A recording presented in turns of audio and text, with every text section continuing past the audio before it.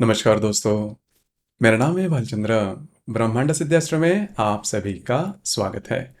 आज के इस वीडियो में हम चर्चा करेंगे श्रवण नक्षत्र की जो स्त्री है उनका संपूर्ण व्यक्तित्व। उसी प्रकार श्रवण नक्षत्र की स्त्री अगर रिलेशनशिप में है तो उनका जो रिलेशनशिप के प्रति उनकी जो आस्था होती है वो किस प्रकार की होती है, विचार किस प्रकार के होते हैं, उसी प्रकार उनकी अपेक्षाएं क्या होती है, सभी के बारे में डिटेल में चर्चा इस वीडियो में हम करने वाले हैं। अपना जो चैनल है ब्रह्मांड सिद्धि एस्ट्रो, इस चैनल पर अश्विनी नक्षत्र से लेकर रेवती नक्षत्र तक जो सभी 27 नक्षत्र है, इन सभी 27 नक्षत्रों का जो स्त्री वर्ग होता है वह रिलेशनशिप में उनकी अपेक्षा क्या होती है, उनका व्यक्तित्व किस प्रकार का होता है, इस विषय पर वीडियो अपलोड हो रहे हैं। आप उसका आनंद जरूर लीजिए। तो आज के इस वीडियो में हम चर्चा करेंगे श्रवण नक्षत्र की स्त्री, उनका व्यक्तित्व और प्रेम की उनकी संभावनाएं।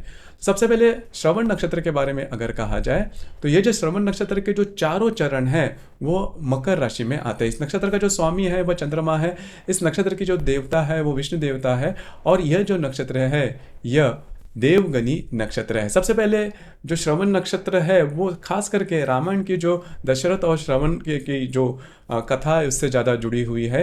इसी वजह से ये जो नक्षत्र है वो थोड़ा शापित नक्षत्र है। मतलब इस नक्षत्र के बारे में अगर देखा जाए तो स्त्री हो या पुरुष, इस नक्षत्र के जो स्त्री पुरुष या फिर जातक होते हैं हमेशा किसी न किसी प्रकार का दुख इनके मन में होता है, और ये जो दुख होता है वो किसी से भी नॉर्मली शेयर नहीं करते।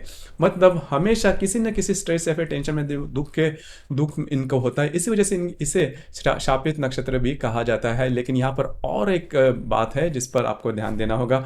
अगर इस नक्षत्र के स्त्री हो या पुरुष ने किसी को शाप वाणी कर दी तो वो सही होती है। तो आपको इसको भी इसमें थोड़ा ध्यान देना आवश्यक है, क्योंकि इनकी जो शाप वाणी है वो नॉर्मली सही होती है। तो इस पर आपको थोड़ा सा ध्यान देना होगा।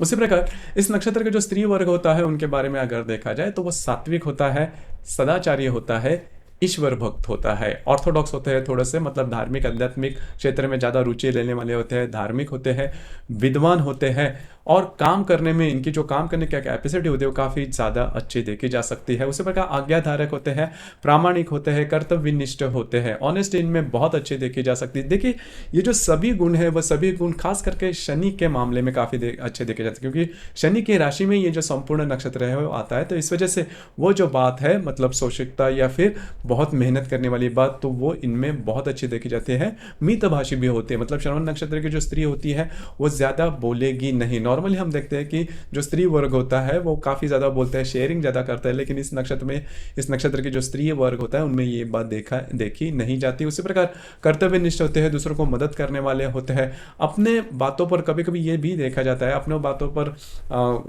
डटे रहना, अपने बातों से एडजस्ट नहीं करना, तो ये बात इनमें थोड़ी सी देखी जाती है। निश्चयी होते हैं, मतलब जो काम ये हाथ में लेते हैं वो पूरा कर ही छोड़ते हैं। हार्ड वर्किंग कैपेसिटी इनमें बहुत ही अच्छी देखी जा सकती है।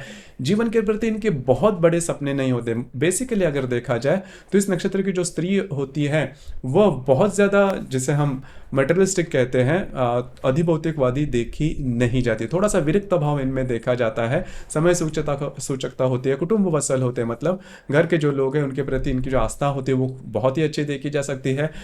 काफ़ी ज़्यादा सौंदर्य इनमें काफ़ी अच्छा देखा जाता है। तो रूप, गुण, बुद्धि, कला, ये जो बातें हैं वो इस नक्षत्र में काफ़ी अच्छे देखे जा सकते हैं। मतलब स्त्री वर्ग के लिए जो भी महत्वपूर्ण बातें हम एक्सपेक्ट करते हैं वो सभी बातें इस नक्षत्र की जो स्त्री वर्ग होता है इनमें देखा जा सकता है। इनका जो मुखमंडल है वो काफ़ी ज़्यादा अट्रैक्टिव होता है, शांत होते हैं, प्रसन्न होते हैं, शीतल होते हैं, और समाधान इनके मुखमंडल से छलकता है। तो ये बात इनमें काफ़ी अच्छी देखी जाती है।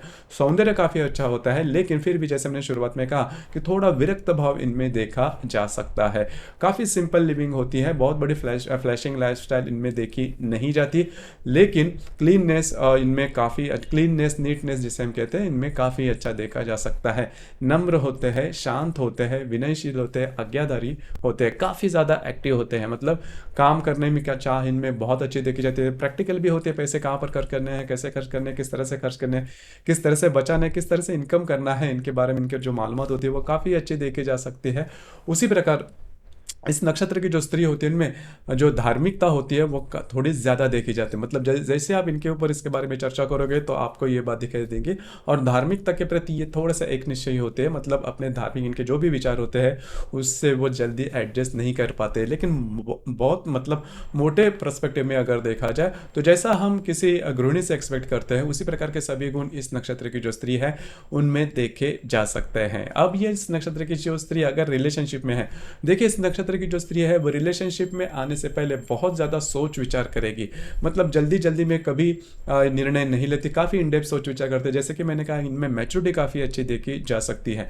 मतलब इनकी जो भी उम्र होती है उससे ज़्यादा इनके जो विचार होते हैं वो मैच्योर देखे जा सकते हैं। हालांकि ये बात अच्छी होती है, मतलब सांसारिक जीवन में ये बात बहुत महत्वपूर्ण होती है। रिलेशनशिप में भी ये जो बातें होती है इस नक्षत्र की जो स्त्री है उससे देखी जा सकती है। उसी प्रकार यह जो नक्षत्र की स्त्री ऐसे ही किसी व्यक्ति को सिलेक्ट करेगी कि जो इनसे भी ज़्यादा मैच्योर्ड हो, जिसको जीवन के प्रति काफ़ी अच्छी समझ हो, तो उसके बाद इस नक्षत्र की जो स्त्री है वह रिलेशनशिप में आती है। रिलेशनशिप के मामले में भी अगर देखा जाए तो इनकी किसी भी प्रकार की एक्सपेक्टेशन नहीं होती, ना किसी अवधि भौतिक सुख के प्रति या फिर किसी अन्य इमोशन के प्रति।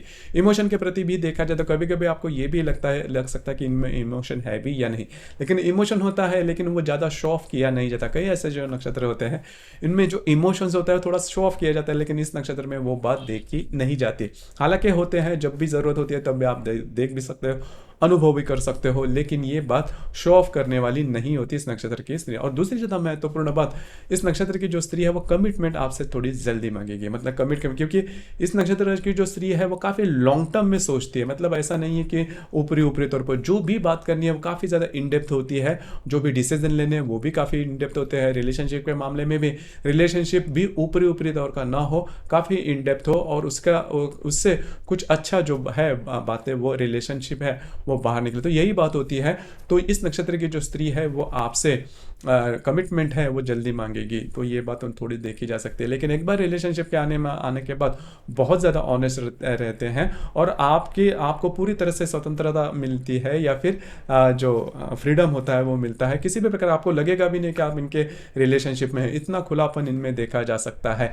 लेकिन धार्मिक बातों पर या फिर मैंने जैसे कहा आध्यात्मिक बातों पर थोड़े से ये समाज से थोड़े से डरने वाले होते हैं। मतलब समाज क्या कहेगा ये बात है, इसीलिए रिलेशनशिप में ज़्यादा नहीं रहेंगे और रिलेशनशिप में जल्दी से ये आपसे जो कमिटमेंट वाली बात है वो जल्दी मांगेंगे। अगर ये रूठते हैं तो क्या, देखिए रूठने की बात इनमें नॉर्मली देखी नहीं जाती क्योंकि काफ़ी ज़्यादा मैच्योर्ड होते हैं। रूठेंगे कब, जब आपकी कमिटमेंट के बारे में अगर कुछ मामला डामाडोल हो रहा है तो ही इस नक्षत्र की जो स्त्री है वो रूठेगी। अदरवाइज ऐसी कोई बात नहीं होती। इससे बावजूद अगर कोई प्रॉब्लम कॉम्प्लिकेशन आता है रिलेशनशिप में तो जो कुंडली है वो देखनी ज़्यादा आवश्यक होती है, क्योंकि बाकी के जो ग्रह है उनके बारे में भी देखना ज़्यादा आवश्यक होता है। लेकिन मोटे तौर पर अगर देखा जाए तो इस नक्षत्र की जो स्त्री है वो काफ़ी आइडियलिस्टिक होती है। मतलब अगर आप उनका जो नेचर है उसे आप समझ लो तो आपके रिलेशनशिप में किसी भी प्रकार के प्रॉब्लम कॉम्प्लिकेशंस नहीं आ सकते।